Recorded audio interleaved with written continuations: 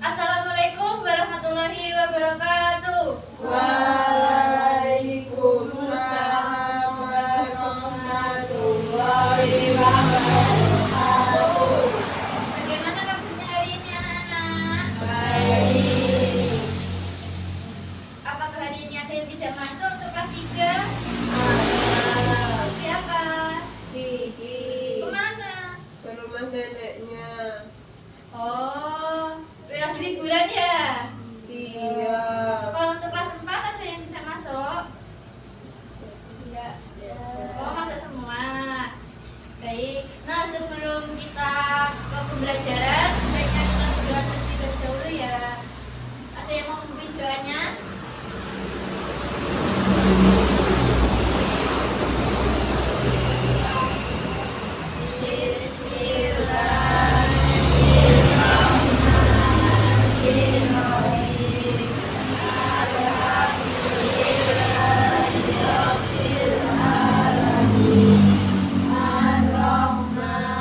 Bismillahirrahmanirrahim. Maliki yaumiddin.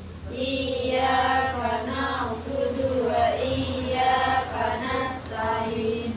Ihdinas siratal mustaqim.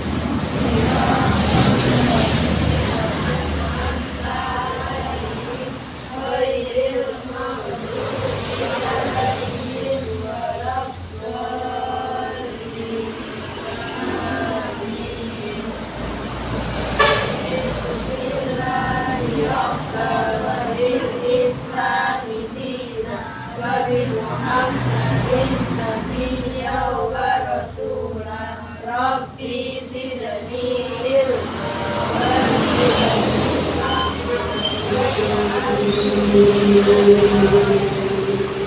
Amin ya rabbal alamin. Nah, sekarang kelas 3 akan belajar tentang ide pokok, dan untuk kelas 4 kita akan belajar tentang aturan di lingkungan sekitar. Nah, tujuan pembelajaran hari ini yang pertama untuk kelas 3 menentukan ide pokok pada teks pendek dalam melalui kegiatan membaca teks sederhana secara tema dan distribusikan, dan kemudian kalian mengerjakan FKTD. Dan untuk kelas 4 kita mengidentifikasi aturan perilaku di lingkungan sekolah, rumah, dan masyarakat.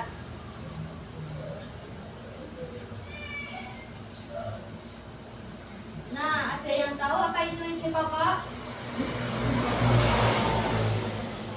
Ya, betul. Ide pokok adalah gagasan utama dalam suatu paragraf. Ide pokok biasanya dapat ditemukan pada awal paragraf, pertengahan paragraf, dan akhir paragraf. Nah, sebelum Ibu ada cerita untuk kelas 3, silahkan dibaca terlebih dahulu ya. Bisa membuat lingkaran? Bisa. Oke, buat lingkaran dulu ya. Nah, silakan dibaca, dicermati ya. Nah, sekarang kelas 4 kita akan belajar tentang aturan yang ada di lingkungan sekolah dan masyarakat. Di sini ada norma. Ada yang tahu apa itu norma? Ya, apa? Ya, betul. Norma adalah aturan atau kebiasaan yang disepakati bersama untuk menciptakan hidup yang tertib, aman, damai dalam masyarakat. Nah, dengan adanya norma, kita akan mengetahui mana yang baik dan mana yang buruk, mana yang kita bisa lakukan dan mana yang kita tidak bisa lakukan. Nah, mengapa sih norma itu penting? Sebagai pedoman perilaku dalam kehidupan masyarakat. Ya, betul. Nah, norma itu membantu kita membedakan mana yang baik dan mana yang tidak baik. Norma juga saling menjaga agar semua saling menghargai dan bertanggung jawab.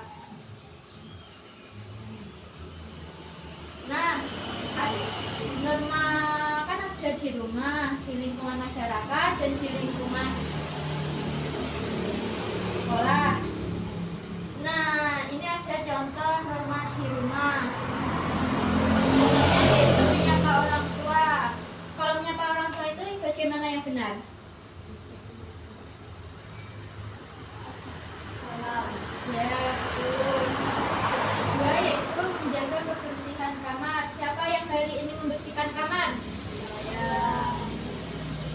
Beneran, dilakukan beneran. Yang ketiga yaitu membantu pekerjaan rumah. Siapa yang bisa membantu orang tuanya di sini? Membantu apa? Bantu. Ya, kalau kamu membantu orang tua kan udah ini. Membantu apa? Dipikirin. Dan yang ketiga, yang keempat yaitu tidak melanggar kasar. Kita tidak boleh bentak-bentak orang tua loh ya kalau di rumah. Nah, ini ada norma di sekolah. Coba kalian nanti apa ya? Kalian berdiskusi. Contoh di norma di lingkungan sekolah itu yang bagaimana ya? Nah, sudah membacanya anak-anak? Sudah? Sudah ya. Bacanya ini tentang apa? Aturan yang ada di rumah, di masyarakat, dan di sekolah. Nah, betul. Bacanya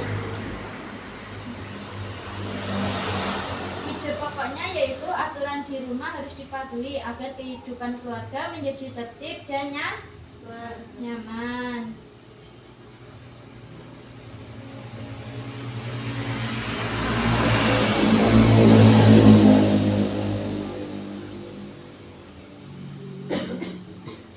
Apa sih fungsi ide pokok? Ada yang mau membacanya? Saya Iya. fungsi ide pokok yaitu membantu membaca untuk memahami pesan atau argumen yang ingin disampaikan oleh penulis, merangkum keseluruhan dari kalimat yang terdapat dalam Nah, dengan membantu pembaca untuk memahami pesan atau argumen yang akan disampaikan oleh penulis.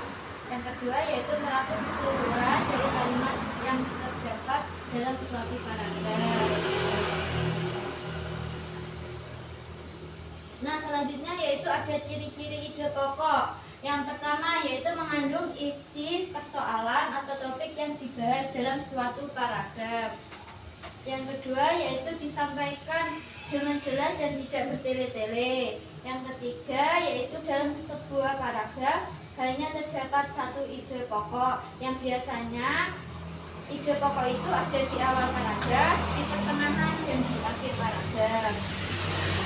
Apa? Nah, di mana saja sih kita dapat menemukan sebuah ide pokok? di paragraf deskriptif, paragraf induktif, dan juga paragraf induktif. Nah, paragraf itu apa sih, Era?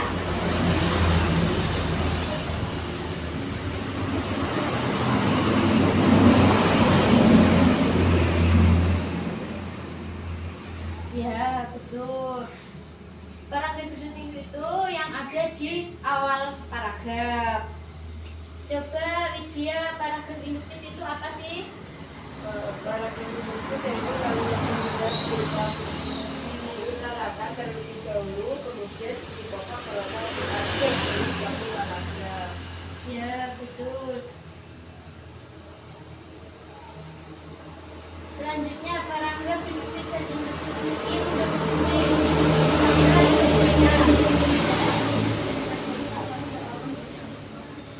Nah, paragraf induktif itu berada di awal paragraf, kemudian dijelaskan, kemudian ada ide lagi di akhir paragraf.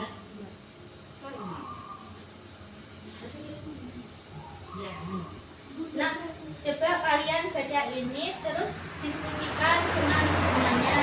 Mana sih ide paragrafnya? Sudah? Kelas 4? Nah, contoh norma di sekolah. Datang tepat waktu. Siapa yang pernah datang terlambat? Bukan. Kenapa bisa datang terlambat? Ayo. Bangunnya telat. Iya. Terus memakai seragam lengkap. Siapa yang tidak pernah pakai seragam lengkap? Ada? Menghormati guru. Bagaimana cara menghormati guru? Coba. Ya, mengucapkan salam. ya siapa yang nyontek. Biasanya nek kertas ning gulungan, ning pulpen, enggak ono disaku. Enggak boleh ya. Nah, selanjutnya contoh norma di masyarakat. Membuang sampah pada tempatnya. Siapa yang biasanya membuang sampah di sungai? Amel, iya. Yang kedua yaitu menjaga ketenangan. Kita tidak boleh berisik di lingkungan masyarakat. Dan ketiga yaitu tidak dan kegiatan warga seperti kerja bakti, membersihkan sekolah, membersihkan demokrat. Nah, selanjutnya yaitu akibat melanggar norma. Coba anak dibaca yang pertama. Contohnya apa? Kalau berisiknya ya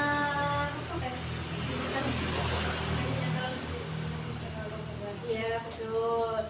Yang kedua yaitu mendapat hukuman dari lingkungan. Kalau kalian tidak mau kerja bakti biasanya kan didenda kan.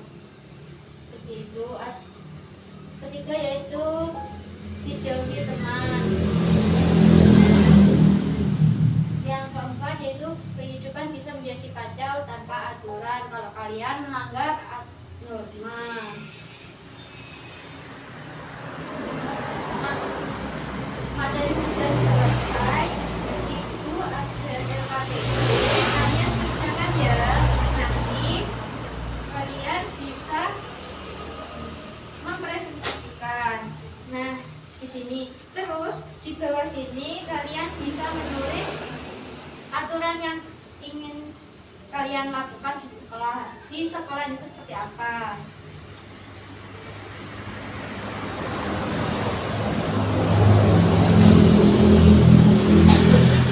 Sudah ketemu kelas 3 ini pokoknya yang apa?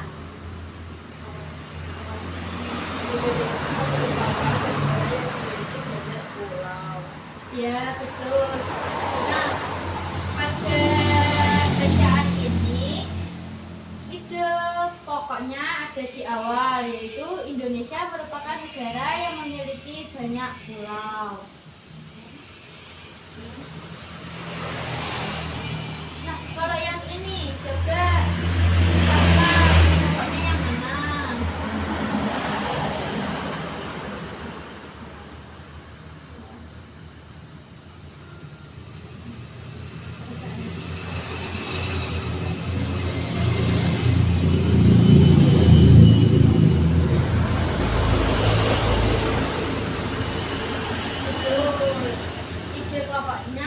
Di awal, yaitu aturan di lingkungan sekolah harus dipatuhi oleh semua siswa agar tercipta ketertiban dan kenyamanan. Nah, materi sudah selesai. Sekarang kita itu ada LKPD. Kalian kerjakan ya latihannya. Nanti presentasikan di depan. Nanti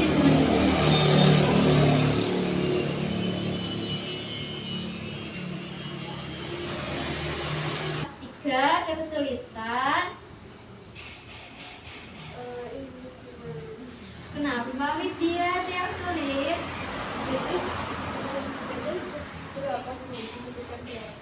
Disebutkan dua saja nggak apa-apa. Boleh kok ya. Ada yang sulit? Ya. Kelas 4 ada yang kesulitan? Ya. Ini ditulis ya. Pengennya apa? Apa yang ingin kalian terapkan di sekolah kelas itu apa?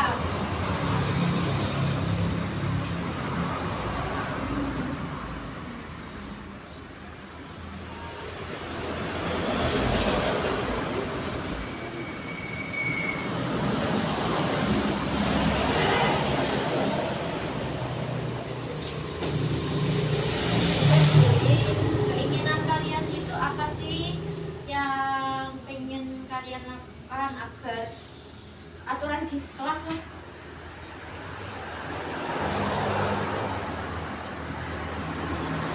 Nah,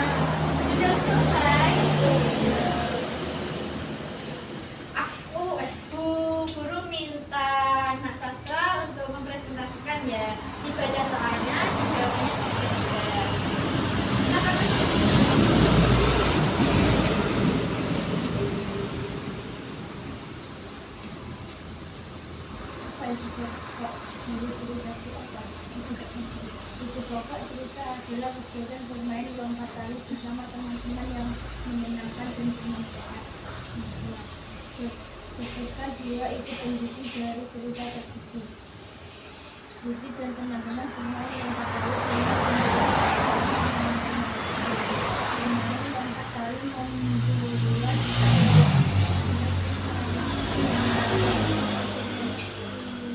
serta saling menghargai. Kesimpulan cerita adalah bermain lompat tali bersama teman dapat menunjukkan sikap kerjasama biasa dan biasa. Ya, ada yang salah? Tidak, saya benar. Benar semua ya. Tepuk tangan untuk kelas 3. Yuk, kelas 4, siapa yang mau mempresentasikan jawabannya? Amel, ayo maju ke depan yuk. Ayo. Kamu maju yuk.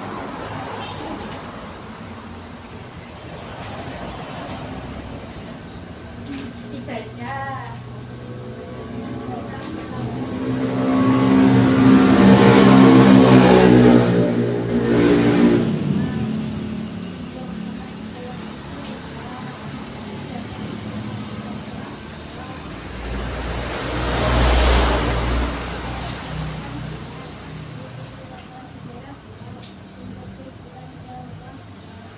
Nah, coba sebutkan apa aturan baru yang ingin kamu lakukan di kelasmu. Tanpa juga apa-apa. Ya, boleh. Tepuk tangan untuk kelas 4.